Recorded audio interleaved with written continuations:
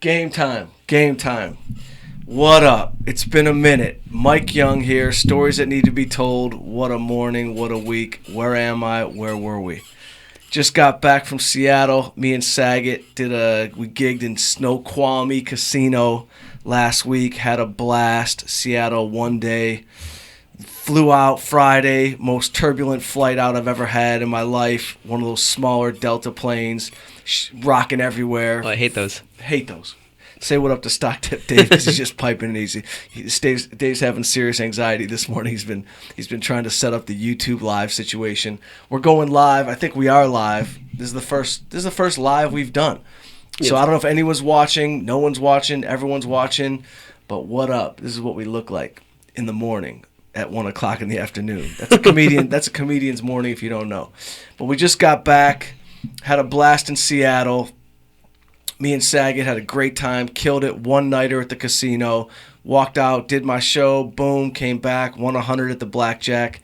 Woke up. Got back on the flight. Seattle to L.A. Second rockiest plane ride I've ever had in my life. Not a fan of turbulence. This shit kills me. I don't do well. But I've talked to enough pilots and people that I know it's okay. But that's just part of the game. Was it a small 30-person plane? It was not 30 people, Dave. It was 30 rows, actually. It wasn't a small plane. It was Delta still. But it was just one of those smaller planes that gets just thrown around. Like Delta, operated by Alaska Airlines. Anytime you see that, you know it's going to be a smaller plane. But we were okay. We made it. But I don't like when the pilot comes on and he's like, I'm going to have the stewardesses take their seats and wrap things up. And I want everyone to just, we're going to be involved. He talked to us when it was calm. And he goes, it's coming. So it wasn't rocky enough where you were doing confessions because you thought something bad was going to happen? I was deep breathing, and I was I told myself I was in a rodeo, and that I was just bucking with the Bronco, and I wasn't on an airplane. I actually did some very deep, heavy thinking to get me through.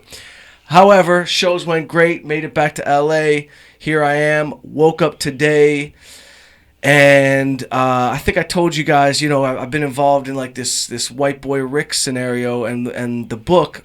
So basically, White Boy Rick is in prison right now. He's getting out in a year and a half. Hopefully sooner if they give him clemency. They've applied for clemency. He was the last person put in prison under the 650-gram cocaine law back in the 80s. They did a movie about his life starring Matthew McConaughey, and the movie comes out this summer. I just got word officially, because it's now on Amazon, that I'll be doing the book. So I'm co-authoring the book with Rick, who's actually locked up. I'll go visit him in Florida, but they made the announcement today. I've just been stressed out because although the company's been telling me that I'm going to get the deal and asking me for words, they're like, yo, you got to have 75,000 words by this time. I'm like, well, yo, I need money. Where's the money? You're a big company, huge publishing company, totally legit company. I don't want to say their name, but they're one of the top 3. And they're going to be real, but don't ask me for the words before I get the dough. That's just life. I don't care if you're a big company. A lot of big companies start bullying people on every level. Writers in all realms know this and can feel this. And it's funny because I'm reading Stephen King's book on writing right now. And writers, for some freaking reason, that we get treated the lowest. Well, don't you get advances to write it? Yeah, but still, that's not what I'm talking about. I'm saying a writer can get bullied and moved and his shit changed and edited. It's always the motherfucker with the money gets to tell the person with the talent on every level what to do. And it isn't, it isn't till you get to be like a beast like Judd Apatow or a Scorsese or that no one really tells you what to do with your words. And I'll bet you if we talk to them, they're still getting notes. It's okay. You just, nothing you write is perfect. You have to get notes. Sometimes people give great notes. I've worked with people who give amazing notes. But my point is, everyone's quick to say, give me the work, but no one is ever quick to cut the check, even though the check's coming. So when your check gets here, the work is going into motion. Even though I'm such a bitch-made excuse my language, I'm so used to the shit that I already started writing because I'm like that. You know what I mean? I'm sensitive. And so I'm already in the motion. The good news is Amazon made the announcement today. The book's coming out. It's going to be called White Boy Rick, My Teenage Years as a Drug Informant. I'm the co-author, name on the cover. the only note I had was make my name bolder in the print. So Well, that being said, You said you're already in the cave writing, so. I'm in the cave, bro. When you live in the cave, you live in the cave. I was worried about taking on this deal just because it's a lot. And I just wasn't sure I was going to be able to pull it off the way I wanted to pull it off. But I'm very organized now. I know how many chapters a week I got to deliver, how many words I have to deliver. 75,000 words is a book. It's going to go down. Very excited. That being said, finished my Swiper movie and whatever. And I've been doing stand-up, rocking and rolling. But I wanted to kick off today's podcast with a very cool thing that happened last week. Last week I went on the air on KLOS 95.5. And sometimes in this business, all you have are compliments to rest on. Like sometimes shit ain't going. Sometimes things are happening in your life. And this is for any comic, writer, any artist. Really all you want at the end of the day, because you're human, is validation from your peers and validation from the people that you respect. So last week I'm in 95.5 KLOS with Fraser Smith. I'm about to go on the air and I see Barry Katz. Barry Katz, legendary manager, producer in this business, represented everyone from Dane Cook to Dave Chappelle. He has seen it all. He's a brilliant manager of comic talent. He knows the game.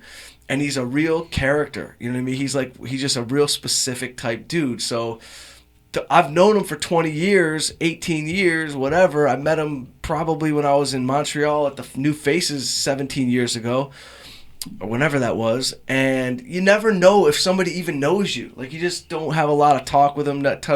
Every now and then in passing, we'd see each other. I was actually with his old management company for like 2 months, but I found myself unmanageable and I left after 2 months. But it wasn't because of him. I didn't see him. You know what I mean? If he was in my mix, I probably wouldn't have gone anywhere. Point is, I saw him in the hallway. He was very complimentary to me about a show I had done that weekend in Hermosa. Made me feel real good. And then he went on the air, and instead of like diving into all his stuff, he started talking about me on the radio. And I was kind of blown away by it, and I wanted to play it because I have it, because I made everybody download it and get it to me. So I'm just going to play for you how complimentary Barry Katz was to me, which for me, sometimes it's all you got in the stand-up world, because what do you want to do? You want to be great, and you think you can always be better. But it was very complimentary. So here's Barry. Some people say he invented show business. The great Barry Katz. Barry. Come on, guys. You are incredible. I think it's you, buddy. Fraser, it's so great to be here. I love these Sundays. It's amazing. Well, a lot of that has to do with you. The emails that come flooding in after you're on the show. It's just unbelievable. We are spiking, as they say. I would love to see those spikes. I hope you're not telling me a story, but I love it here, and I love the things you tell me about the program director and all that stuff, and I love to have the time here until this guy over here in the booth, who shall remain nameless to protect him, tells you when to go. Gives me the cut sign, and that's it's very the board up depressing. from the future. Watch out, bro. But I really am excited to be here. You know who I saw in the lobby? Mike Young, who's going to be on. Mikey Young, man. And let me tell you something. Detroit Flash. I was just at the Comedy Magic Club in Hermosa. I saw a show there, 10 comedians. You saw that one? Was that this weekend? That was this weekend. Man, I was there last weekend. You missed me, Barry Katz. So you didn't invite me. Wow, bro. How was the show? Good show, though, I bet, right? It was a great show, but I just want to talk about something that we talked a little bit about last week. Okay. And I'm so glad you have Mike Young here, because I want to share with the audience what it's all about. Mike Young stole the show this past weekend at the Comedy Magic Club. He's a great comedian. And I'll tell you why he stole the show, and it's what we talked about a little bit last week. Truth, honesty. And there's comedians on the show, and I'm not going to say who they were, but what happens is with a lot of comedians is they know what's going to get an incredible response. They know if they do, I want to share this with you in the audience. Well, you have 9 minutes. I used to do showcases for Letterman show. Robert Morton, the great producer, used to come to Boston. Yeah, Letterman's producer. And I put shows on for him. And I'll never forget what he used to tell me. He used to tell me that Letterman does. What? What happened? Stock tip. We got cut off. Hold on. Your phone not tolerate certain Can't let it go to things. sleep. So if you have any comics on the show that do moisture humor, which is spit, semen, menstruation, mucus, if you do anything around body parts that are sexual body parts, if you do anything having to do with sex, drugs, I don't do any of any lowest common denominator jokes about gay people or Never. transsexuals or whatever it is, Don't even know any. don't even bother putting them on the show because I only want Letterman only wants to see comedy that comes from truth and truth that can be told where it doesn't have to get a laugh because of a body part that you talk about. And so you go to a lot of these shows, Fraser. So and my you're- moisture jokes were keeping me off Letterman? Is that what you're saying? That's what's happening. Yes. Okay. So you've been to these shows. So there's 10 comics on, and maybe if there's 2 on the show that are doing the right kind of comedy, and the other people are killing, but it's all like, I went to the proctologist. They stuck a finger down there. Hey, I went to the bathroom. I sat when I peed, and my penis touched the water. And the crowd's going crazy. But the fact is, there's no substance there. It might be truth, but it's not the real truth. And that's the thing. And Mike Young is the kind of comic that takes the truth and he does what's really special. He twists it around a little bit, still truth, but he makes it his truth, and he has that original voice, and he's incredible. And anybody out there, if you've never listened to Mike Young, go look at him, find him.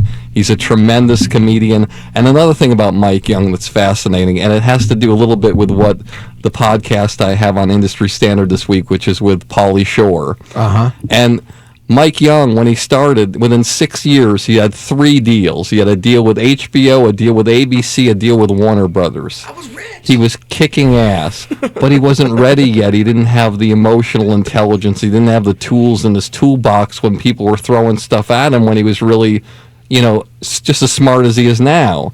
And so what happens sometimes, you experience a little bit of time. It could be 1 year, 5 years, 10 years, where you just don't get the calls. Then I went poor. You don't get the calls. There's not the deals. And you have to battle through that and stay true to your art form. Like we talked about with Louis Anderson, who went 14 years or 12 years until he got baskets.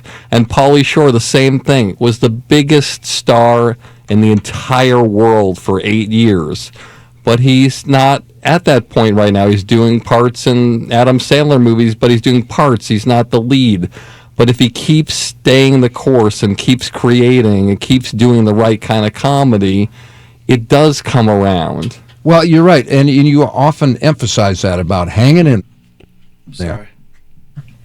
there. That's very important because there are those hills and valleys, and you hang in there until you get some of the good stuff. The other thing you always talk about is diversifying, and that's something else Mike Young did. He taught himself how to direct, and he taught himself how to make a movie. So he went out, and because I asked him about it, he said, I didn't know how to direct. I just went and read a bunch of books and started, writing and wrote some scripts. And then he went out and made some movies, and he got them done. And a lot of people just don't go that extra step. They don't. I want to share something about somebody you and I know, and I'm not going to say the Boom. I'll stop there. That's enough. I just want to play that, not to toot my own horn, but just that's Stevie Gutman. Stevie. Just sit back and relax, bro. Relax. Okay.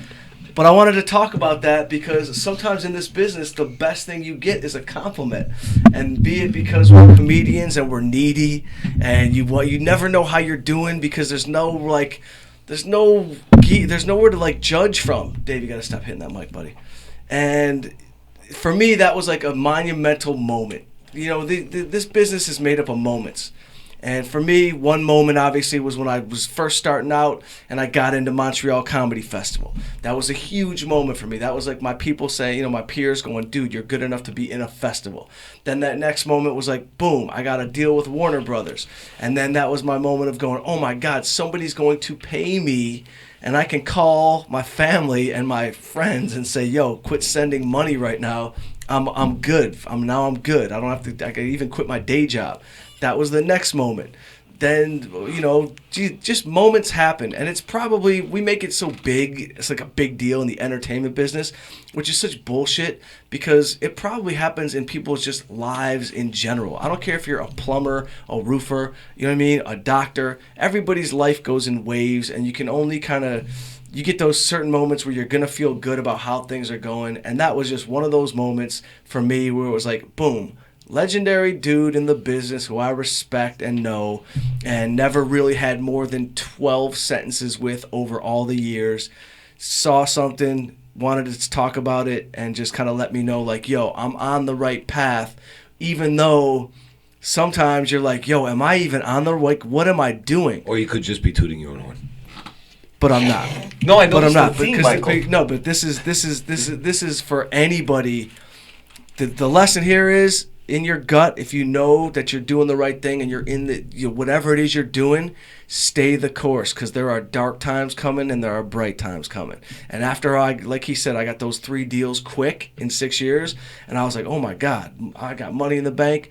Bam. For like 8 years, nothing was coming. And I was scratching by, making money on the road with Rogan, getting my luck. I was lucky Russell Peters took me on the road for a minute. But always in my gut, I was like looking around going, I'm just going to stay this course. And who knows where it's going to lead. But right now, boom, it's back on a good path. And that's just for anybody that knows that they're doing what they're supposed to be doing. And that's just, I wanted to play that. That was Barry Katz talking about me. We can move on. No, I don't want to move on. Yo, bro, I'm telling you what's going on. Bro, I'm ready to. I know this is the theme. So Steve, I know what you're gonna say. Michael Stevie Rappaport Gutman gives the guy a compliment. 20 minutes on Rappaport going, and Mike Young, Barry gives 20 minutes. Mike Young, there's a theme going on. Have you heard Rappaport give me a compliment? Yeah, I was on the show with you when we did the Rappaport compliment on the audio for about 42 minutes. So there's a theme going on now. I need validation. I want to validate you. You're my friend. You're the most amazing person ever. This is Stevie Gutman, by the way. He just dropped in looking like a Navy Air Force pilot. They know I'm the highest rated guest on the show, so they know. And I'm a little upset that we held me this long. First of all, I should be coming on from the open. You have to understand. I told you to stay there. From the open, but at least open my mouth, come in. You said come in like 20 minutes later, 30 minutes later. From the open, I should be in. Stevie, it could be 105 degrees out. He'll wear the hottest, warmest coat. I know you're sweating. So go ahead. What are you gonna say? What's the theme? Hold on. They're saying that's covering me. The theme is, Mike, I noticed when you get the compliment. Yeah. You like to go and do the humble brag to the world and go, listen, it's fucking awesome. I think you should absolutely share it. But let's listen, it's good. But there's a theme, I noticed. There's a theme. What's the theme? And also, put the mic to the side, because people said they can't see your face a little bit. Have you seen my face? It's better off with the mic in front of my face. This is the first time we've done this, so I need to know, like, from the people how we're looking. Physically, not like Well, they said they could only see the side of your face. Oh, then I need to go like this, because you don't want to just see the side. All right, go ahead, Stevie. Go ahead. That's all I got. I noticed a little bit of a theme. What's the theme? The theme was that out of the past 3 times I've been here lately, 2 of them you're doing the humble brag that you have someone else going, Mike Young, the greatest thing since Wonder Bread. No, first of all, no. By the way, who's this guy? Line. Who's this guy? You don't know Stock Tip Dave? No. What? No. Is this like your pen Gillette or yeah, like you don't talk throughout the show? No, I talk. You You talk? never met Stock Tip Dave? No, I've never met Stock Tip Dave. That's Stock Tip Dave, bro. He's from. My we man. know him from That's me. Gold. Oh. Don't do that, I didn't really. Stevie. Kill that, bro. It's Stevie Gutman. my parents. Tell him we love him. No, don't answer. Don't answer. Okay. See, I talk. I just don't want to interrupt them. Yeah, no, Stevie's a sidekick. He always gives great stock tips. He'll get your money straight. He's our boy from Goal. He gets my podcast in order. He helps produce it. He gets things organized. He understands the internet and the way things work. He's my connection to the millennial youth of America. I love it. So Stevie, it's not a humble brag. And Rappaport didn't brag about me. I'm just narrating the book. But go ahead. But anyway, Stevie is an actor. He was in a stand-up guy on Netflix, plays a hilarious character. What's your character's name? Bob Lipschitz. Bob Lipschitz plays a manager. Lipschitz. Stevie, and by the way, Stevie, this is a good transition, bro, because this is good for you to know. Because I know as an actor, things are not always easy, and you got to keep your day job. But you are one of these funny dudes who eventually people are gonna start. And he just did a movie called First We Take Brooklyn, which is out now. Yeah, and oh, by the way, Mike, I'm sorry. Stand-up guy. All kidding aside, now Mike deserves every compliment that he got. I'm just fucking with him. Stand-up guy was directed by Mike Young. Yeah, written and directed by me. Sorry, written and directed by. That's all we get is our credits. I want the bread. The greatest thing is sliced bread in America. I'll get 42 minutes right now. Do you know how wonderful Mike Young is? Mike Young is. I'll get about 42 minutes nonstop. I can go. Anyway, my All right, point fine. is, Stevie, as an actor in this business who's done a few things now, and like, you know, you're just kind of hitting your groove. You know what I mean? And people are starting to notice you, and they're starting to see you. Stevie's a character actor. You know what I mean? That's just is what it is. And he's a great character actor. And a stand-up guy helped, you know, kick up some dust, Sure. get you a little bit to the next level. Sure. Boom, all of a sudden he gets a phone call. He sends his stuff into Woody Allen's people. Woody Allen's casting director, who's been his casting director forever, sees you on tape, sees your stuff, what you do. Boom. Now she wants to connect with you, and she does connect with you. And it's not your agent, it's not your manager, it's not. The shit doesn't work like that in this business. It comes from making your relationships, making your connections, getting to know people, but at the end of the day, being good at what you're gonna be, at what your craft is, being good, and you're good, bro. Thank you. And I watched the first cut of First We Take Brooklyn, so I didn't see it yet in the theaters or on digital, but I'll watch it this week. Where is it? On Oh yeah, iTunes? thank you. May 1st, it's coming. We did the theater run. May 1st it'll be out on iTunes on demand, VOD, and all those places. So May 1st you can find it. The DVD comes out as well. By the way, the movie stars Danny Abikaza. It's also directed by him and written by him. Giancarlo, this little known actor named Harvey Keitel, Annalyn McCord. Who else is in the movie? Kyle Stefanski. I'm gonna Sasha Feldman. I always forget people. I'm sorry. Who's the other girl that's in it? Oh, Charlotte McKinney. She plays my wife. Oh, she's from Florida. Is she? Of course. Oh, he does. By the way, Charlotte McKinney. No, what was it like? I read an interview with her, bro. She's a dude. She's she's like, awesome. yeah, I'm dating, I'm seeing, I date 3 guys at one time. What's her deal, bro? Is she single? I don't know if she's single. She's very. What do you mean cool. you don't know? Don't I try think to she act is. I cool. think she is. Check on that, Dave. David, yeah, Stock check tip on it. I don't Dave. know. See, I know Giancarlo from Goal, and I was actually wondering what's it like to work with Harvey Keitel. Harvey Keitel is awesome. Well, I didn't have any scenes with him, but just on like to spend time with that guy is to spend time with a legend who's open to sharing his legendness, for lack of a better word. It's Yeah. unbelievable. Did he because kick any stories around with you at all, or just? We no? just talked a little bit about well, he did a film that I love called Youth. I Yeah. cannot think of the director's name right now. You saw the movie. I told you to see this movie, by the way. It was called The Grande Bellezza, The Great Beauty, the Italian movie about the old nightclub promoter. Yes, amazing Right? movie. He's my favorite director, and I cannot think of his name right now. I sound like an idiot. Guys say the guy's my favorite, but he also did the Young Pope on HBO with Oh, wow. with Jude Law. So he did a movie with Harvey Keitel called Youth. Yeah. That I love. Again, just beautifully. Yep. The film's unbelievable. Single. Single. There you go, Mike. Charlotte McKinney, Stock single. tip Dave just goes online, bang, finds out. Can you tell me who that director is? And she's from Orlando, too. Yo, by the way, let it be known. Last week I said something to. We were on the road with Saget, and I said something to him about he had done like a concert with one of these like pop star girls. You know, I forgot her name. She's got like a hit song. She's like 30. So just like in passing, I'm like, yo, Bob, what's up? Is she single? You know, he's like, I can't do that. I cannot reach out to somebody, Mike. She's famous. She's very famous. I'm like, what, you think I can't pull a pop star? Wait, I think was he You know trying what to I say mean? it's above your pay grade? I'm gonna be in the He's like, business forever. Wait a Pop second. star's a pop star. Yeah, right. He said, yeah, she was above my pay grade. Yeah, what are you talking? Yo, Yo, I Uber. What pop star? I forgot her name. Doesn't Carly matter. something. I don't know. So this is the person we were just talking about. Yeah, reach out, Dave. Figure this. So we get her on the podcast. That's Start booking guests. But it's Go- funny what you said. There's some, no, like I said, I'm just breaking my chops. He's amazing, and he's done. Like I talk to Mike a lot, and he gives me a lot of great advice. But like one of the things that Mike was talking about just now that is true, and it's funny. I was going to talk about this today. Okay. You know how depressed I am right now. I just had a movie come out. Everything's great. The whole world was, and I realized now it's just back to square one. It's like, yo, Chris Rock, I like to quote people a lot smarter than me, and I consider Chris Rock much smarter than me. Yeah. Chris Rock, I remember in an interview, was like, there's like 3 people are working, and everyone else, including myself, is just auditioning. Yeah. And I remember being like, this guy's so full of shit. I'm Yeah. like, you're Chris Rock. What are you talking about? And now that I'm starting to do a little more film and people are starting to like what I do, I'm realizing I'm just fucking auditioning. Yeah. And like, it's depressing because you're like, whoa, wait a second. There's no, I made it. There's no, like, Nope. like unless you're like three people. Sam Rockwell just won an Oscar, and well, he probably doesn't have to audition now. He's been around forever. Yeah, Been He's around forever. But you know, it's I saw him play a one-sentence role in a movie 15 years yeah. ago. You see, Less with Ben Affleck. Like there was some movie Ben Affleck did. He and was a- Rockwell had like one word in he's a it. genius. I love. And he Sam was an Rockwell. awesome dude. I met him on the set because I was literally like helping. I don't even know what I was doing there. I might have been catering. I have no idea. He was in Ninja Turtles when it came out in 1990. Really? Really? Yeah, he's one of the kids that was living in the. There's like a whole little headquarters for all like the kids that didn't have anywhere to go, and he was Yeah. one of those people as part of the Shredder's clan. I didn't know there was a Shredder's Clan. So anyway, Stevie, you're right. You had your moment, but I've tried to tell you this from the beginning. Don't ever get too excited about anything. No, I'm done getting sex. Forget excitement. Get excited about the work. Well, man. that's what I Just get get excited excited about, about the work.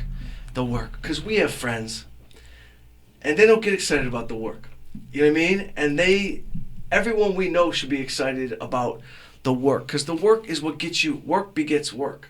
But not only that, I know what I want to do in my life. I know what I love doing, and Acting.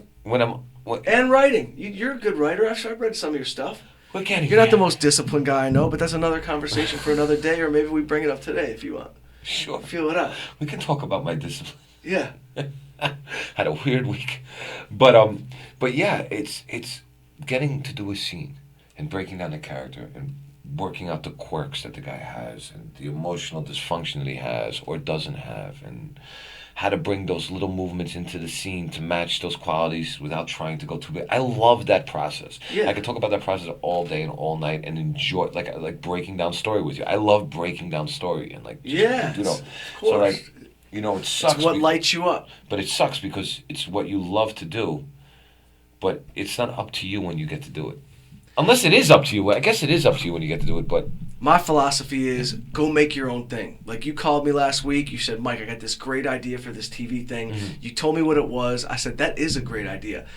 Let's go make it for no money. Let's get two friends that have cameras. Let's go shoot a sizzle reel about it. So to say that it's not up to you is wrong in That's this true. day and age. So like that piece, and I'm not going to say what it is because it's such a good idea. I don't want anyone to Yeah, let's steal it not from give it you. away. But you came up with a great concept, and it's very simple to shoot a 10-minute piece. You have a job to do right now. That is to write 10 minutes and Yeah. put a treatment together. And I told you that I was going to help you kind of champion that thing because I think it's a dope business move. Sure. Like, it's good. And so I just think doing stuff on your own is what keeps you alive, and it's what gets you work. And it's like there's no excuses anymore in this day and age. You can shoot a movie on your phone. So I don't even have time to like sometimes like young dudes will come up to me and they'll be like, yo, I'm thinking about getting into comedy. If you're thinking about getting into comedy, You're fucked. don't get in. Don't get in. I literally say don't do it. Well, I recommend not doing comedy, buddy. Why? Because I can already tell that you're not into it. You just want to either be famous or someone told you were funny. It's like if you go into comedy, if you're stand-up comedy I'm talking about, you're going into a life, and you better love it. and by the Because way, this is the only frat I ever belonged to. let me ask you a straight question up. about comedy because I noticed something. I'm certain I'm not a stand-up. Even when you make it as a stand-up, it seems like it still kind of sucks because like you're getting to do what you love, but you're alone. You travel on the weekend to not every weekend is London. You're going to Idaho, Nebraska, to the Red Roof Inn, and that's making it as a comic. Like you're But top of the game. But that also speaks to the individual. Like if you talk to Seinfeld, he loved it. Seinfeld loved every second of it because in Seinfeld, he's somebody I look up to big. And I've read everything about him. I've met him a couple times, but he's one of those people who said, very zen-like, he was like, I just want to make a living telling jokes. Very simple. He loved that he packed his bags, went to Sure. a different city, packed his running shoes, took a 5-mile run every morning. That was a life he accepted and loved. So if you're battling yourself on what that lifestyle is going to be, listen, Doug Ellen, my boy, creator of Entourage, Doug was a stand-up comedian. He hated the life. he couldn't do the life. He didn't like late nights. He didn't like being hanging around a bar with a bunch of comics. It is not for everybody. Sure. So the grand irony and torture of a life like that would be you're making it, and every night is torture for you. That is what kills somebody. If you don't accept the life, then you're not gonna you're gonna be a depressed person. Sure. It is a specific lifestyle. I've chosen to love it and try to do it as healthy as possible. Have there been 1,000 nights where I've been on tequila, woken up on getting in an airplane feeling terrible? You know, do you need to do it a healthy kind of way if you can? Yes. Have I seen comics on the road not show up for their show because they're cracked out in the street and no one can find them? Yes, I've seen it. I'll never say They're the name. well-adjusted people, these comics. Well, that's huh? why you said you got to take things in your own hands and write your own stuff, like write your Totally. movies and TV shows. Yeah, take shit into your own hands. But to Stevie's point, it is not a miserable life if you can accept what the life is. You know what I mean? Gotcha. It's hard to have a family. Listen, I'm single partly because I got my own damn issues with intimacy. That's another, and we'll flow right into that because Stevie's going through it right now. But like, I'm single because it is hard for me to have a relationship with somebody who's so cool with me going on the road. Of course. Now there are women that are cool with their husbands and they're supportive and they'll even go to different cities with them. Yeah, they're cheating on them. Whatever. The it woman is. goes, "Go, honey, go to Nebraska for 4 days, no problem. Don't worry, the gardener's coming over. He's gonna take care of the plants. It's good. I have a busy weekend. I bet you do. The gardener, the pool boy, yeah. The personal trainer. By the way, The speaking of tennis trainer, let me instructor. ask you a question. Hold on a second. What the fuck? You are in such good shape right now. What the fuck are you doing? You know, intermittent fasting. Well, you got the, I mean, I'm- the videos going like this, boxing and stuff, so. You know, boxing.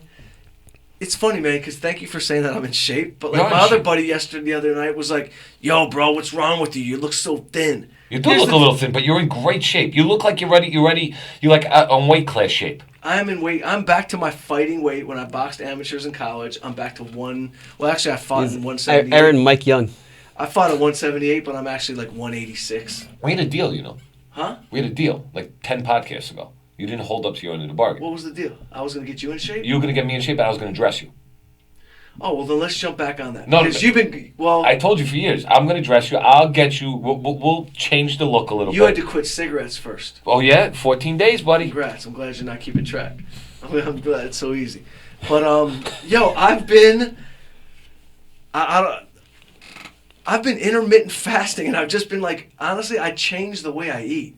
What is intermittent? What the? I changed the way I eat. Who taught you about intermittent I fasting? read it in the book Tools of Titans by Tim Ferriss.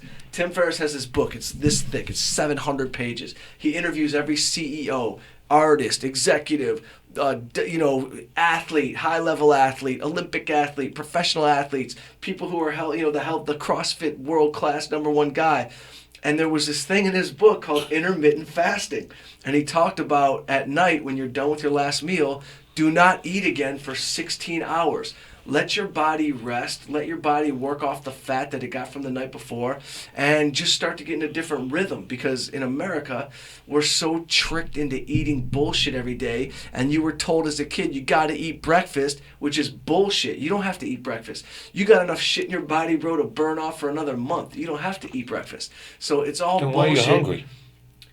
Well, when you're hungry, that means you didn't eat. You're probably 16 hours in if your body is craving and starving. But you're probably not even hungry. You're so conditioned to thinking you're hungry. You're not listening to your body.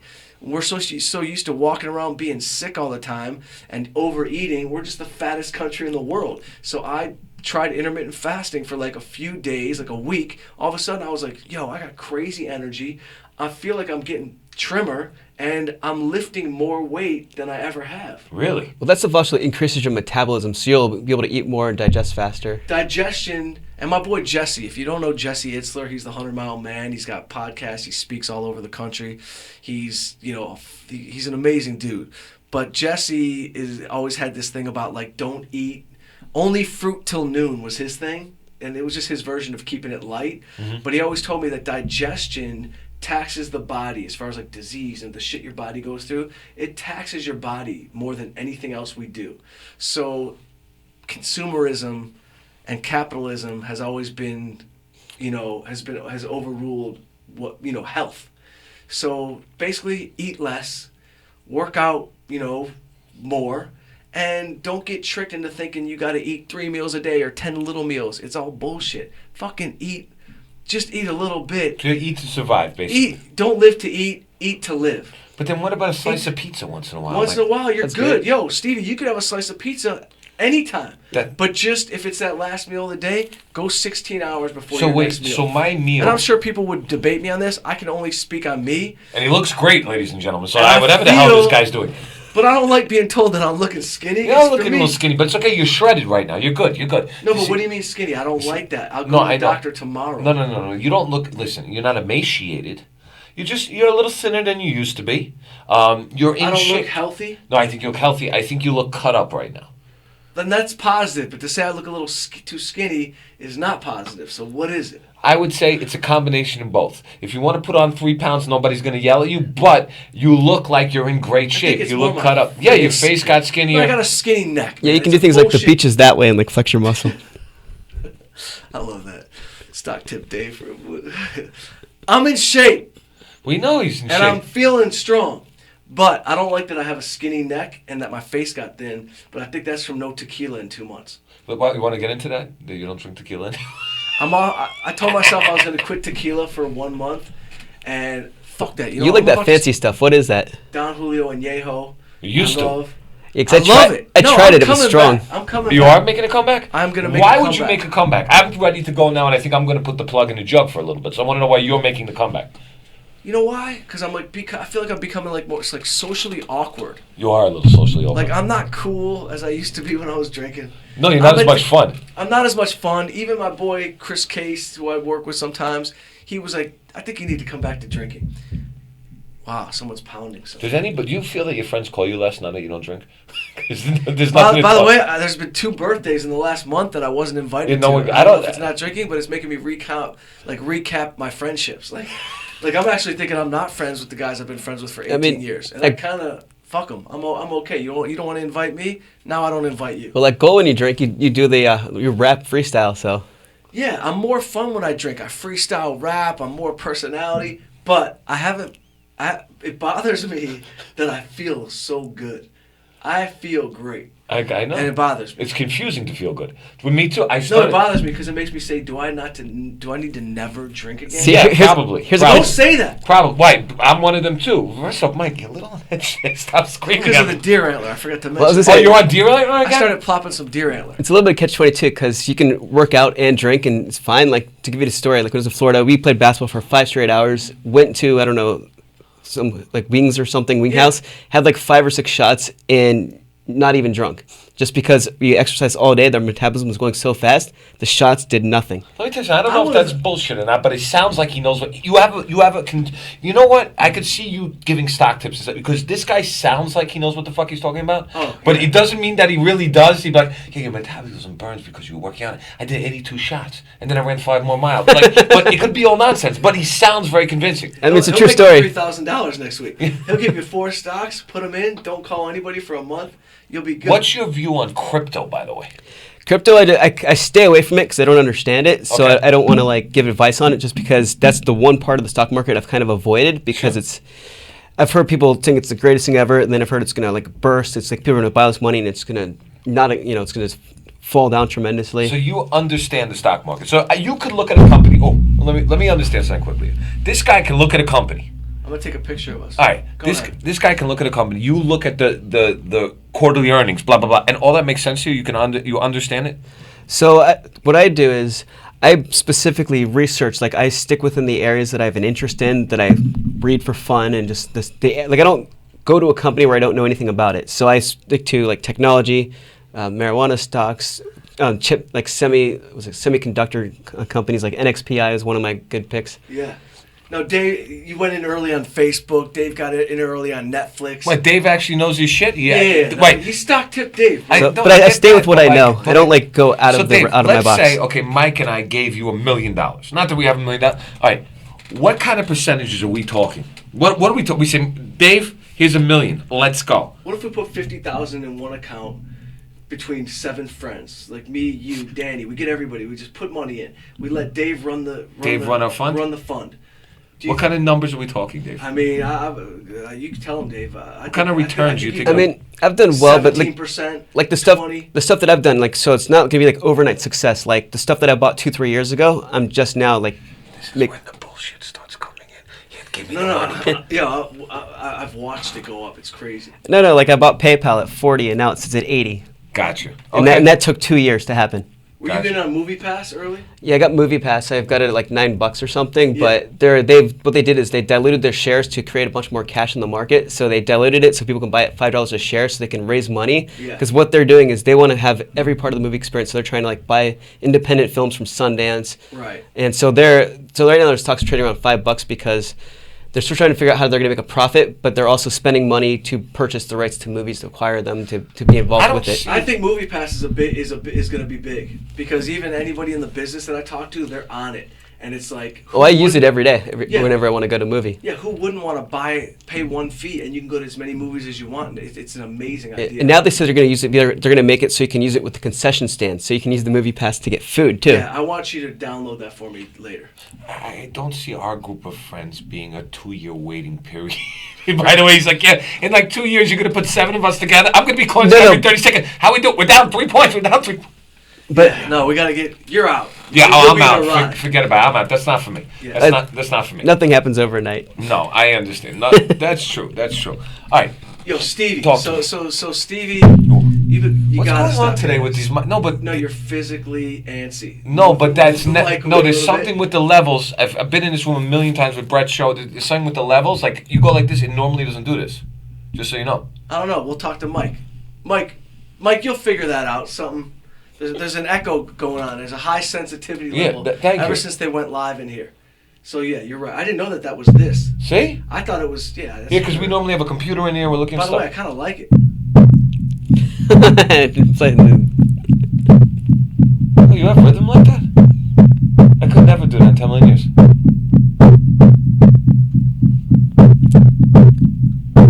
Nice. Stevie on the mic. Stevie on the mic. Stevie on the mic. Stevie on the mic. Do Stevie freestyle Gutman rap. Sitting in the background. Stevie Gutman sitting in the back now. Stevie Gutman next to Stock Tip Dave. Stevie Gutman sitting next to Stock Tip. Get a stock tip. Make a stock flip. Make a stock flip. Dave, you're like my brother, man. My brother comes in, he ruins the beat every time. You can't just pop in. Are you a drummer? I would like to be. Yeah. You didn't know I had rhythm like that. I played the bongos at Stamos' house for a barbecue. People were shocked. The Beach Boys came over and asked me if I wanted to go on tour. Who wins Anyway. a rap battle, you or Dash? I've crushed Dash. Why, you guys have battled before? Yeah. 12 years ago, Chuck's driving, Conley's in the passenger seat, L Boogie is in the far corner of the back seat. I'm in the middle, Dash to the right. Oh no, we're in a big car. And Dash had one of his homies from like New York. And we start freestyle rapping on the way to a club and we're going off. And Dash's boy says some wild stuff in the freestyle. And then I went in and Leo and Connolly knew I rapped, but they didn't know I could freestyle. And I buried Dash's boy so bad that when we got out to go to the club, his boy was like, yo, what's up, bro? Like, we got a problem? What? I said, yeah, bro, you just got buried. You know what I mean? You just got buried. Let it go. He said, were you talking about me? And I said, yeah, I was talking about you. That's what a battle rap is. I crushed you. I put you to sleep in the car. And Connolly was like, oh, shit, young, oh. Like, I buried him so bad, the car was going crazy. So, I don't know. Dash, I know he's been on the mic doing his song, doing music Yeah. lately. So our boy Dash is on, he's on that show, Ray Donovan. But he's also a rapper, musician, talented kid. But he and I used to battle rap all the time. There was a time we were freestyling all the time up at L's house. Everybody was like going at it, and me and Damon would go at it because Damon actually had like a little bit of skill. Oh, Damon thought he was a rapper too for a while? Yeah, for a while. For a while. Like the other night we're at Damon's birthday party. We're at One Oak. Robin Thicke is in the booth. He gets the microphone because he's Robin Thicke. He starts getting on the mics, doing his thing, whatever. He's like kind of singing along with the song. And all I'm doing is fiending for the microphone. I want the microphone. And I know One Oak, they've had like Kendrick Lamar do their thing. Future does a song. Khaled does his thing. I want the mic. Did you And take my it from boys Robin all Thicke? know that I want the mic. Comedian or rapper? You had a choice to be one, and you're really successful at Wait. it. Which one do you want? That's a great question, but I'd say probably, and I'm not kidding, probably comedian. Because in a comic, in my world, I can still, within my act, Oh yeah. get some rap off and like make it a fluent part of my show. But that's a tough question. Like that's a real great question. But did Comedian you or steal the rapper? mic from Robin Thicke or what? I didn't. No, you did not. I did not steal the You mic can't do from that. Robin Thicke. I didn't. I was gonna. Like, I was trying to get to I was trying to get Eustace to get to Robin to get me the mic, but everybody was like faded doing their thing. But yo, you know I was a rap. Like I had a record deal. I didn't know that. You didn't know that? Mike? Look up Mike. Yeah, I Young, never even knew Take that. Me Back. Wait a second, you had a deal, a record deal. Where did this come I know from? this song, "Take Me Back," when I was a kid. Yeah, when that I song do was on the podcast. radio. What? Okay, hold on. Yeah, I didn't know this either. Hold on a second, here, Yeah. Dave. I know Mike for a while. We talk on the phone a lot. How Okay. the fuck do you have a million deals? The HBO, right? This guy is right. That talked about it in the beginning. Let's put him back. I'll give you a chance to do the humble. When I moved to LA, How do you have all these fucking deals? it's not all these deals. I didn't make any money. That's fine. You in don't the have to rap make deal. money. I've never seen somebody with the access. Like we were talking about something and about going somewhere with this idea I have, and he's like, and I asked him. I said, so if everything goes well, we can go into this room. He goes, yeah, I'm the head of the whole company. Don't worry about it. And I'm like, I know he's not lying, but in the back of my head, I'm like, how the fuck does Mike have access to this guy? It's He's just the president of HBO. yes. I didn't know. There you go. Yeah, of course he's the president. So Mike has access. How do you have access to the Because president? I've sold 2 shows before, script deals to HBO. I know, but how? How did I sell them? I'm saying, yeah. Where did you listen? We know a lot I of people. came up with an idea. I went to Scott Stuber, who's the head of Universal, who's the head now of Netflix Originals. Now let's go He was- back. Wait, stop. I don't mean to interrupt you, but hold on, because I want to learn this. So you went Scott's. So I know a lot of people too. It's not like I'm gonna call Scott Stewart and go, yeah, Stevie, no problem. Let's go do this deal, or let me read your stuff, or let me even take your phone call tomorrow. So Mike's like, yeah, like it's nothing. Yeah, I called Scott No, Stewart. I didn't. I never said it was like nothing. No, but it's easy for you. This But stuff it's comes. not- No, I'm not Forrest Gump. It's not that easy. I did a lot of work to get to that point. You called me Forrest Gump one time. When I made My Man Is a Loser. Yeah. I made My Man Is a Loser. I was with CAA. I was repped by Jeff Jacobs over there. Gave the trailer for My Man Is a Loser to Jeff Jacobs. Yeah. I said, take a look at this. I want to think of a way to maybe make this into a TV series. Sure. After the movie Lionsgate bought it, he gave it to Kevin Huvane, the head of CAA, who was in a meeting with Scott Stuber at the time. This is what he tells me. I know, but you understand, not everyone's getting stuff to Kevin. You Good. Even being Why with should- CAA, he's like, yeah, I'm doing good. I'm a comedian and travel around. I've yet to direct a movie. That was your first movie, right? My first movie. My man. So I've yet to direct a movie. So I'm not known, but I wanted to direct. So I got to direct. And by the way, CAA is repping me the whole. You're unbelievable. Like I said, that's what I'm saying. This is amazing. Like you get stuff done that No, but this maybe is because you and I don't talk on the regular about what my life's been. Like I'm not. It's not like it's not easy that I've. No, it gotten comes these doors easy. open. Comes easy to you. Oh no, it doesn't. You don't think so? know what life is like living in a cave by yourself, typing all day long. Yeah, he and disappears for making- weeks. No, you know that what I I mean? know. And like that's where the real work is going on in Sure. the cave. Sure. Nothing's easy, but I can't like explain to you. I mean, I'm trying to explain to you how that happened with Stuber. Yeah. But you cut me off. But I'm going to tell you that they watched Stuber and Kevin Huvane were watching the trailer for My Man Is a Loser, and my agent called me. He goes, "Dude, Kevin Huvane and Stuber are laughing out loud at this trailer, at your trailer. Scott Stuber's doing some TV stuff. Would you want to meet?" I said, "Yo, I want to meet with him. Can you set up a meeting?" He set up a lunch with me and Scott Stuber when he was running Universal. I went to lunch with Stuber. I told him that I wanted to do a variation on My Man Is a Loser, more in like the single mic world. By the end of lunch, Stuber was just super cool and he was real chill about it. And he was just like, "I'm in. Let's develop the pitch." So for 5 months, I was writing and developing with his guy at his company, developing the pitch for all the companies. So then, when it was ready, we were pitch ready. The CAA had set up, Showtime, FX, HBO, Netflix, and we went to all, we started our rounds of going on the pitches, me and Stuber and my agent. Went into Showtime, they said no. Went into FX, they said no. Went into HBO, bam, they bought it in the room. They were like, "We want to do it." That's You know awesome. what I mean? So we thought, you don't know if you're going to sell shit. It's all about People- persistence. it's all about having something that you think is dope and Of somebody course, else yeah. understanding that it's dope. And so basically, we were in the room, and it was that was actually one of the greatest moments of my career in life, is that in the room, actually I knew the meeting went great, Yeah. because the head of HBO, Casey, and at the time Michael, they were like all engaged, and I was just telling my story. And Stuber was like just like a badass. Like he would just pipe in with like the perfect things. He'd just be like, and then we're gonna make sure that we fill the married aspect of things as well. We're gonna go to kids parties where single Mike doesn't fit in. He was just hitting him with the perfect 1-2 punch. After the meeting, Stuber and I went downstairs at HBO. We're waiting for my agent to come out, and Stuber, we're just joking. We're like, well, come on, man. You know what I mean? Like, another no? Like, what's going on? And my agent at the time, he's a little heavy-set dude, and he waddles down the stairs from HBO, and he's coming down the stairs, and I was like, yo, what's up? What's going on? And he's like, congratulations, you just sold your show to HBO. And so we hugged. Sure. Because you don't know what that means. That just that means means the script shit. deal's going to get done, you're going to get some money in your pocket, and now you got to go back to work. Yes. I hugged my agent. I hugged Stuber. I went home. I celebrated that night a little bit. Like, I still, I don't celebrate like that. Like, I call a couple people. I call my brother. I call my mom. Yo, I sold a show to HBO. Cool. My mom, what does that mean? Yeah. Don't worry, I'll tell you later. I call my lawyer. My lawyer's like, cool.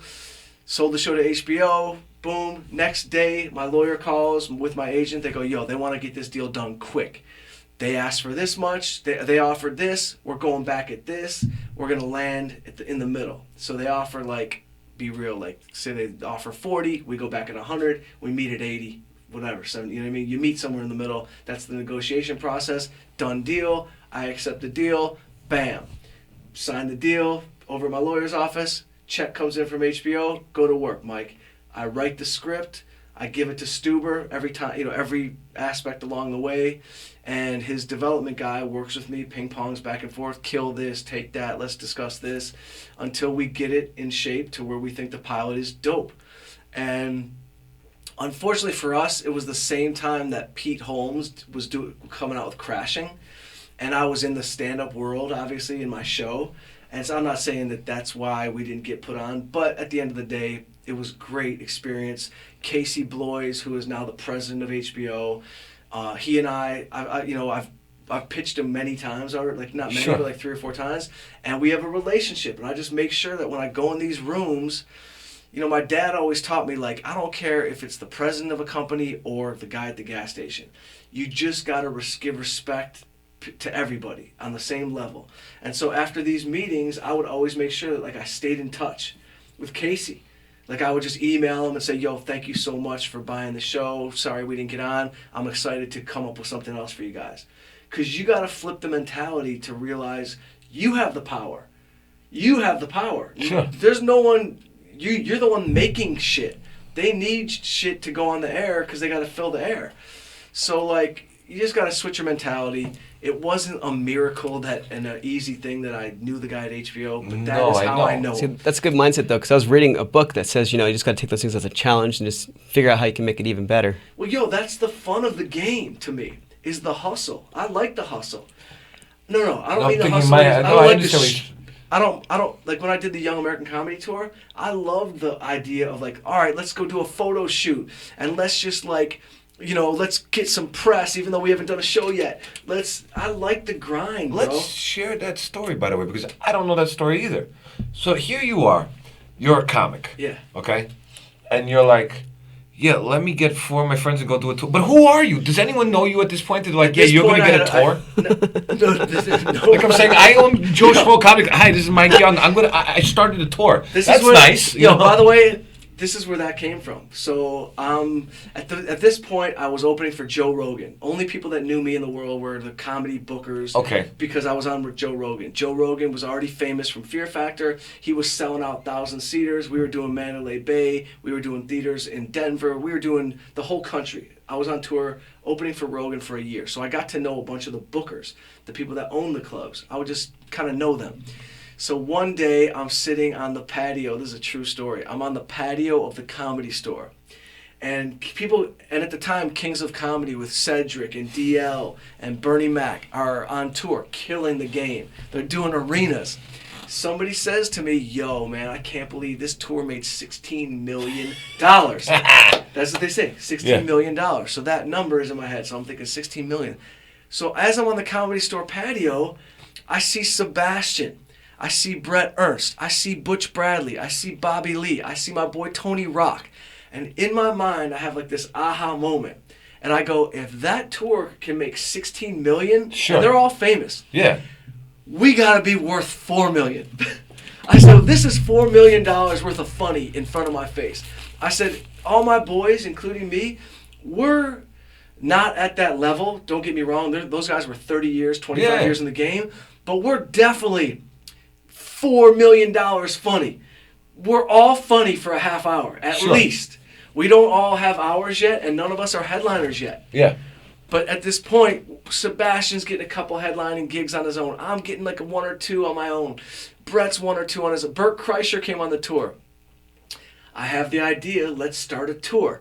I go to Sebastian, I go to Brett, I go to Kreischer, I go to Butch, Tony. Are you guys down? To Ruben Paul, John, all my boys. I have this vision of, if I can make this young American comedy tour, if I can make the theme of it be young, hot comics, rat pack of comedy style dudes, we will go sell out a bunch of venues. That's in my mind. Yeah. I don't know the game yet. I don't know how tough it is to sell out a room. I don't know how hard it is to babysit a bunch of fucking alcoholic comedians who want to sleep till 2. I don't know anything other than my boys are hilarious. We should have a tour, and we're all young and cool at the time. So I write up a 1-sheet treatment. The Young American Comedy Tour, diverse group. We've got black, white, Arab, Jew, Italian, all culture service. Boom. I take that to Erin Schoenfeld, who is the booker for all 20 improvs. She's in Los Angeles. I call her. I go, yo, can I please come in and just tell you something? I go in on my life. I go into Erin. I have a list of the names that are going to be agreed to already. And she's like typing while looking at the names. She starts looking on her computer. She's typing something. I don't know what she's typing. She hands me a sheet of paper and she goes, here are your offers. Here are your dates. Let's start here. She gives me 7 or 8 improvs. Denver, Phoenix, or Tempe, Dallas, Chicago, wherever. 7 of them. Here's I don't negotiate. I don't have it. No one's doing that. I'm doing this on my own. Yeah, there's no manager agent sitting there for you. I don't even know you can negotiate. I just see, I'm going to give you $6,000 each city, and you figure it out, Mike. So basically, I had $6,000 I was getting into my pocket for each city to start off, and I called my boys. And they were giving us a hotel room, so we just had to pay our flights to get there. So I figured, okay, it's going to be like $350, $400 for everyone to fly back and forth. If I give everybody like $1,000 or $800 for the weekend, you're only down $4,000 a night at this point. I'm down $4,000, but I got $2,000 in my pocket. There you go. So I'm like, I definitely need to get more than everyone, only because I'm busting my ass. I got to pay for the photographers and all the other shit that's going on. I hired like a printing person, graphic design. And literally, that's how Young American Comedy Tour was born. It was out of an idea, and then they ended up booking us for 21 improvs. It's amazing. We ran the tour for 2 years straight. We played like 5 or 6 theaters that I just kind of booked on my own. But in that time, nobody fucking stepped up. Like, no business, like the head of the improvs, like Robert Hartman, who owns all the improvs, he did come to me one time and he was like, yo, who's your partner? Who owns this? I said, I own this. And I felt like at the moment he was kind of trying to say, yo, I want to own it with you. But he never made like an offer or like really went past that. He just basically was like, fuck you, bro. Like, nah, he wasn't like, fuck you. He was like, yo, I'll take your idea and I'll go do with Whitney Cummings like the Sexy Girl Comedy Tour, and I'll go do this tour. So basically, the tour, I didn't have the energy anymore to like hold the tour up. And then like one day I get a call from Sebastian and Brett. And I wish at this time I didn't have a manager at the time. I had Dave Becky at 3 Arts was my manager for 6 years. I was managerless at the time. Well, you had Becky for 6 years? Yeah. And Dave's awesome, legend. And so I the tour goes 2 years. We do a few theaters. Sebastian and Brett call me like some real gangster shit, real Italian shit. And they call me. They go, "Yo, we just want to know, like, are we your partners or like we works for hire?" Straight up. I That's could see exactly Brett. what they said. Are we work for hire or are we your partners? I didn't know what answer they were looking for. Oh, they're I looking didn't- for partners. Well, I didn't know what they were looking for, and I said, "Yo, you guys are work for hire, right now." I said, "I'm open to anything you want to talk about. I'm doing that. I'm stressing out, fucking making a photo shoot, running a printer, I'm putting up posters like it's hip hop in 1980. I think it's Loud Records. Straight up, Loud Records, Rifkin. I know him. I was guerrilla marketing my own tour." So anyway, the tour was very successful in its own right. We all made money. In my opinion, I overpaid about $40,000 probably at the end of the day, because what I found out was I was paying everybody $800 or $1,000 for the weekend. They started headlining on their own. They were only getting $1,500 by themselves. I was getting them all close to that with a tour. I should have, in hindsight, and the funny thing is, I still get calls about the tour, but they can't afford Sebastian anymore. He's selling out theaters. They can't afford. It's either going to have to be a monster, Yeah. which it could be one day again, or nothing. It's got to Sure. either be the biggest tour ever or nothing. Hey, give But it a try. But my thought process was, if I can make the name Young American Comedy Tour bigger than the actual people, we will be a success. And that's what we did. And everybody kept asking for the Young American Comedy It's Tour. unbelievable. And I got 100 stories from being on the road. But at the end of the day, it's hard to babysit comedians. But Sebastian goes home, right? Sebastian, isn't he the kind of dude who, like, from what I understand, I think I met Sebastian once, and I was like, "You're fucking awesome." I didn't go nuts. I've only gone nuts over two people. One of them was Chappelle, and embarrassed. They called me the Tapper. Yeah. You put me next to Chappelle, and all night I was like, yeah. "Hey, Dave," and like he was cool with it for like 15 minutes, and then by like the middle of dinner, you could tell like he's like, "Enough tapping," but like I was so Stevie is a tapper, by the way. No. No, you're a tapper. You're Not very a ta- physical. Tapper. You're I'm a tapper. leaner. I do this a lot. Like if I feel comfortable, but like I wouldn't do that to Chappelle. You know what I'm saying? Like Yeah. Chappelle, I was just sitting next to someone who I kind of really look up to. So I was like, I gotta try and You get need his- to know. You and- want and information. It was a mistake, but you learn from your mistakes. I would never do that. I don't care if I'm next to Barack Obama. I would never do this again and bother more someone. tapping. No. Wait. Those days are done. Over. That's But good. Sebastian, if I'm correct, is the type of guy. First of all, it's safe to say he's like the number one dude right now. Right now, Sebastian Maniscalco, you know who he is. If you don't know who he is, you're going to find him. But he is Let's, IMDb killing. him. Sebastian's killing the game Yeah. at the highest level. And he deserves it, in my Top opinion. three. Because I don't want to hear any haters coming this way, because I've known Sebastian for 19 years. He was one of my first friends at the Comedy Store. From day one, he has been laser focused. That dude on- goes home, right? There's no drinking. Well, no, he didn't. We had a lot of fun. But he wasn't a good drinker. Kind of looks like Ben Stiller. Yeah, there's Sebastian right there. I don't know if you can see it. Yeah, on I know camera. him. But he was not a good drinker. He would always, his face would fall. I think he had like a weird allergy to certain alcohols. He wasn't good socially when he would drink. He wasn't like me and Brett. We were animals in the streets. Yeah. Butch Bradley gets lost in Atlantic City. You know what I mean? Next thing you know, like the Irish Mafia is hunting us down in a weekend in Atlantic City. Real stuff was going down with the Young American Comedy Tour.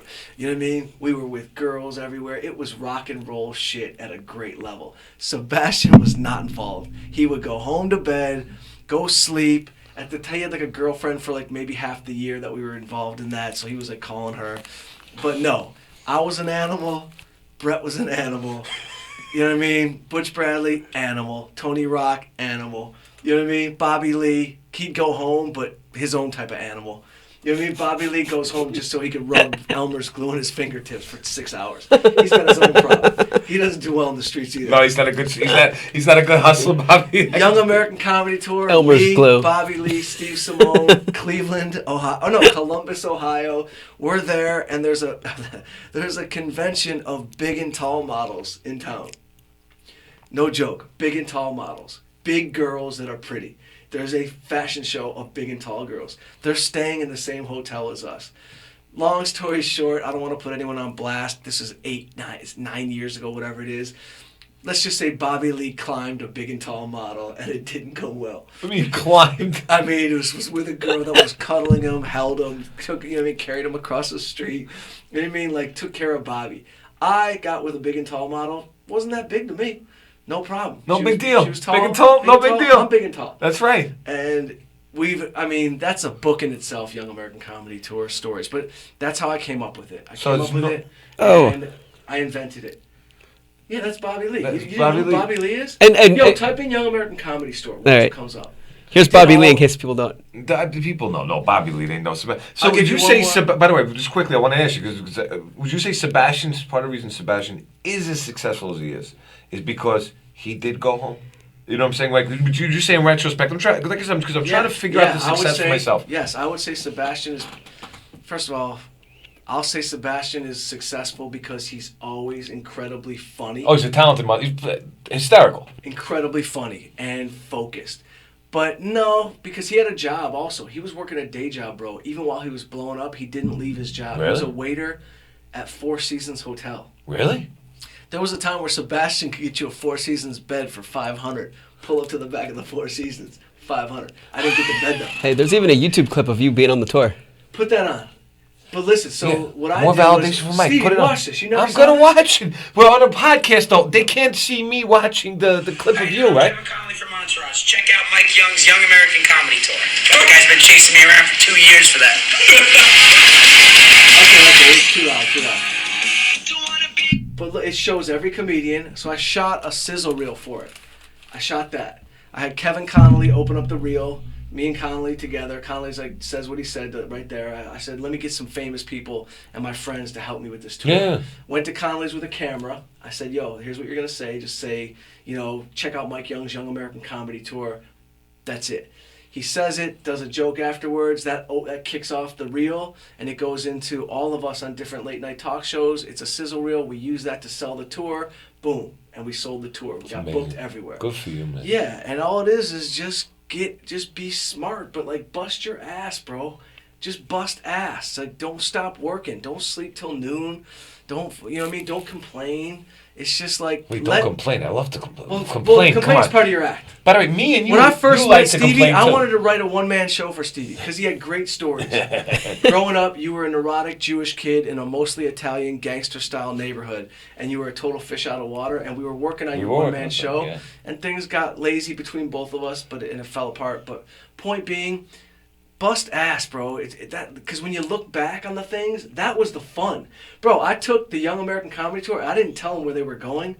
On my life, I took Sebastian, Brett, Bert Kreischer, Butch Bradley, Bobby Lee. I took them up to Leo's house. Straight up. I don't give a fuck. I'll drop the name. I took him up to DiCaprio's house. Leo's my boy for 20 years, almost 20 years. I called him. I said, yo, we're doing a photo shoot. Do you care if we just shoot this thing on your lawn so I can get the background of LA? I didn't tell him where we were going. Everybody came up to L's. We go up to his house. My boy Peter, who's Leo's photographer, friend at the time, he's the photographer. He's a whack job. God bless Peter. I don't know where he is right now. I hope he's doing okay. But Peter was a real edgy photographer. He was also an actor. He's the photographer. We meet up at Leo's. We go into the house. Whose house is this, young? What? Don't worry about it. I can't. Elle's not home. Go in the house. Go to the backyard, and we do a whole photo shoot. We're doing the photo shoot, and Kreischer, who you know, immediately drops trow, and now he's naked in the photo shoot. So now I gotta tell him, listen, bro, there's cameras around. You can't drop your fucking drawers at Leo's house, bro. We're not at his house. There's no way we're at his house. What, you young? You're just gonna bring us something and you're not gonna tell us? I said, well, now I gotta tell you because you gotta put your Because your pants cock is out in the middle of the guy's living room. Put your That's pants on, incredible. bro. We do a whole photo shoot at Elle's house. And so that was like one of the moments. And that photo shoot, we got a bunch of super cool stuff. We shot all day, everywhere. And we used those pictures to promote the tour. And that was it, bro. I made a tour. And you can make a tour too. Just have 5 of the funniest friends in the country. And they were. And I'm telling you, everybody on my show was a banger. And the first order of business was you couldn't be on the show unless you were dope. and you had to be dope. So there was no friends that were half good. Everyone was a But killer. how did you decide who headlines, who does this, who goes Because first? we all did equal time. So I would host the show. Okay. I would come out and do 15 up front. Yeah. I would host the show, and everybody did 20. And we would just talk to each other. There was no headliner. There is no headliner. Everyone's doing 20. So the last guy, he's not the headliner. We don't look at it like that. Equal time for everybody. It's equal time for everybody, and the hook was at the end of the show, everybody came out and to music, and we just nice. said goodnight, and we talked a little bit to the audience, and we said goodnight, and we capped it. And everyone so had the 20 ego, minutes at that point? Everyone did 20 minutes. I'm saying everyone had Oh, yeah, 20 hell minutes yeah, at we all that had point? 20 for sure. But the point is, put your ego at the door, check it, and just be down for the whole program, and don't come in with your attitude. And we get a couple people on the tour, you know what I mean, that kind of had attitudes once in a while. They got off the tour quickly. I had to cancel out a couple people from the tour. You know what I mean? Brett had to talk. He had to You send know, Brett to but, have a hey, talk. it was all good though, you know. But like we had the most fun you could have on the road because you're with your boys, and there was I mean, listen, it's no secret. Part of the dream of being a comedian or being an entertainer includes beautiful women, hotels, fun in different towns. I know we're living in a sensitive time right now, but if I'm going to say that the dream of being a comedian didn't include fun, then I'm lying to you and myself, and that was part of the fun, and it happened. And you go. So I'll no bring no Brett damaged in here. hotel rooms. What's that? No damaged hotel rooms. We never damaged No, hotels they're because not we were those- all good dudes, and That's none not of what us they're were on looking drugs. for. Yeah, no. I But I'll just tell can see you- Brett having that conversation. I want to know. Yo, So by the am way- I work for hire? Am I work for hire? That's Or am I exactly a what he did. partner? Am I a partner? I can No, see him. Young, I gotta talk to you. We gotta talk. Yo, by the way, I brought Joey Diaz, who's a beast, who's playing the Wilbur Theater, probably the funniest person guys I know ever. in my life. He came and did one in Tempe Improv. He didn't complain, didn't do nothing. Just said, Mike Young, this is the money you're giving me, and this is what I'll take. I'll let you just give me the money. I gave him his money in cash. He was happy as can be. Boom, did the show, back to his hotel. He didn't go out. Joey Diaz, he doesn't go out. No, You don't he's see him another in one. the He streets. goes home right after. Home. He's done his time. He was How in many- prison. He Yeah. doesn't play games. He doesn't get involved socially. Gotcha. Me, I've been beat up 3 times on the road. I've done it all.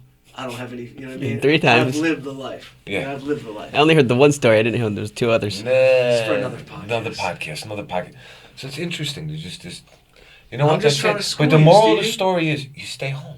The moral of the story is you no. stay home. The I have to moral- learn to stay home. No, because you gotta.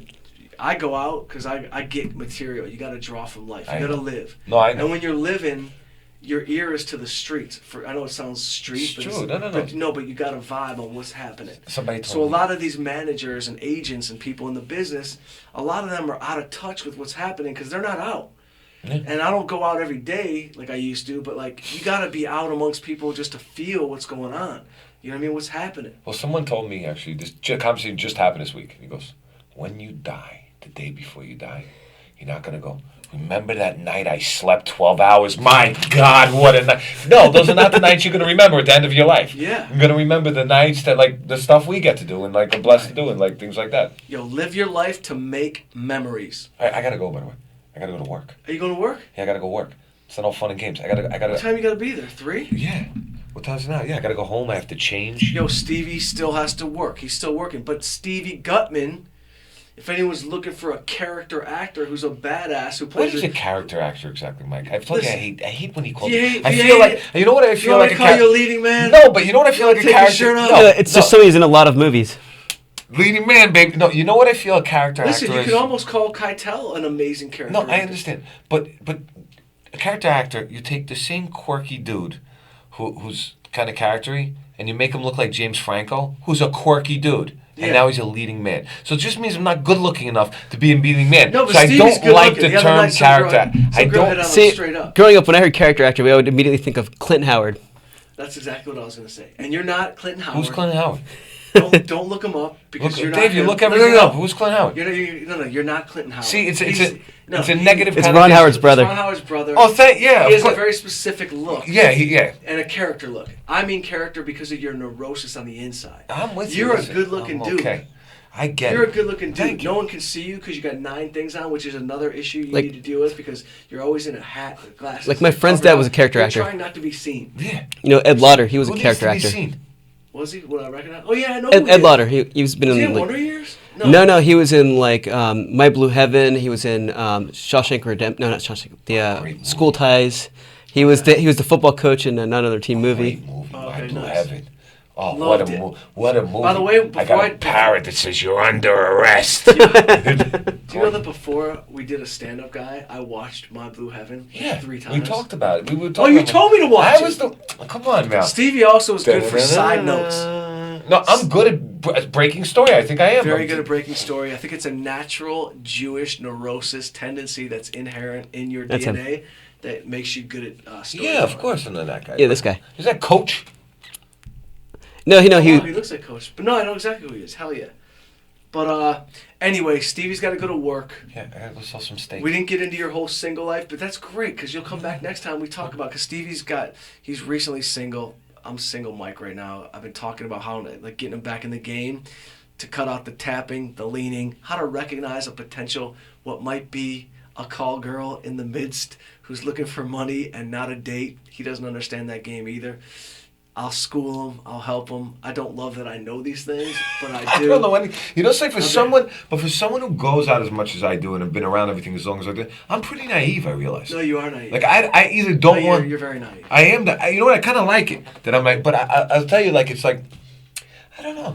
I'm the same way. I don't see things like. Stock Tip Dave, one of the most naive kids in the world. By the way, embrace your naivete. Well, you know. Embrace it, bro. Love that part about I'm yourself. okay with it. I'm okay Embrace with your it. neurosis. Don't go to therapy to get rid of it. Keep it, bro. It's No. what I makes can you- go to it's therapy what all I makes you want cool. to live with it, not to get rid For of it. 4 days, Stevie's like, I've never felt better. I'm so positive. Everything's great. Apple I'm cider not- vinegar. It's incredible. I can't believe how good I feel. I'm working out, Mikey. I talked to Ellen Lewis over Woody Allen's production. Everything's great. Then yesterday, he's like, I think I'm depressed. I'm like, what are you talking about? You're depressed. What do you mean you're depressed? He's like, I think I'm depressed. I think I've been drinking too much. I'm going out too much. I can't believe I got to go back to work at the kosher deli, at the kosher steakhouse.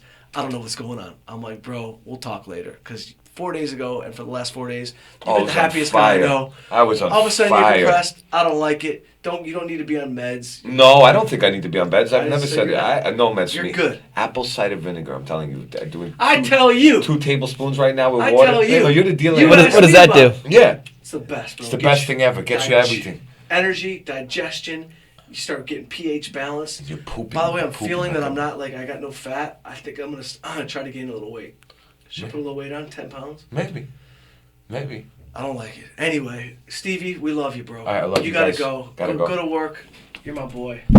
Stock Tip Dave and I will wrap this up. Stock to because Dave will wrap it up. It's been an hour and 10-minute podcast. It's a good long time. Absolutely. No. You Actually, yo, we can wrap this up now. want to wrap Steve, it up? you got 80 hang on seconds? 80 seconds. Yeah, let's wrap it up. Oh, just quickly, Mike, before you wrap it up, I just want to remind everybody and everyone watching, May 1st, First We Take Brooklyn comes out on iTunes, VOD, on demand, everywhere online, so you'll be able to get it if you didn't see it in the theater. First We Take Brooklyn. First, we take Brooklyn. I wasn't in it, but written and directed by John Carlo wrote it with Danny A. Albacazer. Danny A., my boy from a stand-up guy, is in a new movie. First We Take Brooklyn. Check it out when it comes out. Gangster film. They're keeping it gangster. Oh, yeah. And that's it, bro. I'm glad you asked me about about work. Like work. It's just put work in. Put work in. Do it. We're like Dave. I brought you in off the streets. Oh yeah. You're giving stock tips at a local sports pub. All of a sudden, bro, a little bit of money starts flowing to you. We're gonna keep it going. You build things. I feel like build Dave things, is the new Stevie. Jordan. He is the new Jordan. And Jordan's murdering the game right now. Jordan's killing it. Jordan had to go over and listen. Who's Jordan? I put Jordan got too big for Mike. He had to leave and do a bigger podcast. He's like, please, I'm Rappaport. done with you. Who's Jordan? Jordan was my assistant. He was the original Stock Tip Dave. Jordy was my assistant on My Man is a Loser and a stand-up guy. Jordy is very high level. You say, Jordy, give me 8 places in Brooklyn I'm looking to shoot locations. All of a sudden, 8 parks show up on your phone 5 minutes later. Jordy was awesome with that. But so then Jordy, when I did the movie with Rappaport was starting his podcast. Jordy was like, love the podcast world. I put him with Rappaport and said, yo, go help Rappaport get his podcast going. Now Michael Rappaport has the #1 podcast. And he's Yeah. killing the game. Killing. Jordy's his producer. I'm happy for him. Good for him. I don't hate. No, I don't think You know what I it's mean? hate.